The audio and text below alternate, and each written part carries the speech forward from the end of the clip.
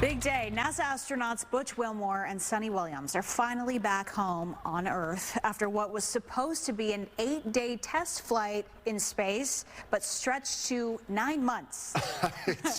It's been an odyssey. Yeah. It really has been. Sarah Alegre joins us live from NASA's Johnson Space Center in Houston. And this was really almost perfect today.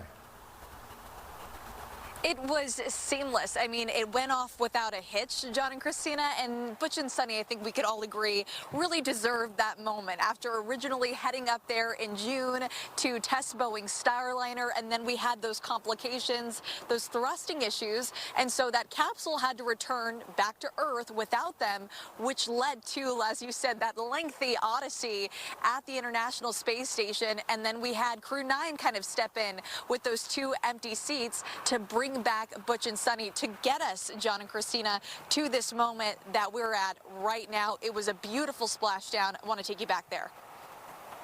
And splashdown. Crew 9 back on Earth.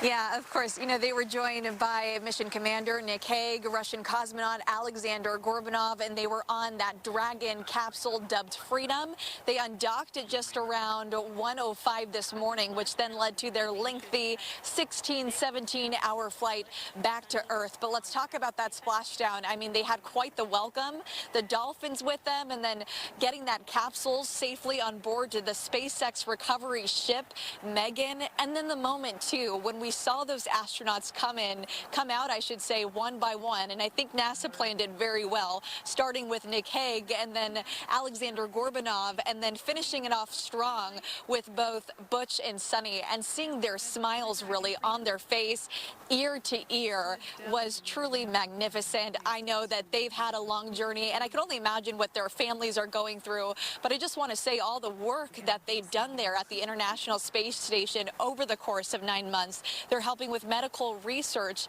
Suni had quite the feat. She was the first woman to conduct 2 spacewalks, really making a name for women at the International Space Station. Now coming back to Earth, then begins their recovery process. They're actually going to head later tonight to where I'm at here at NASA Johnson Space Center to help get those astronauts reacclimated back to Earth. We're talking about a 9-month stay.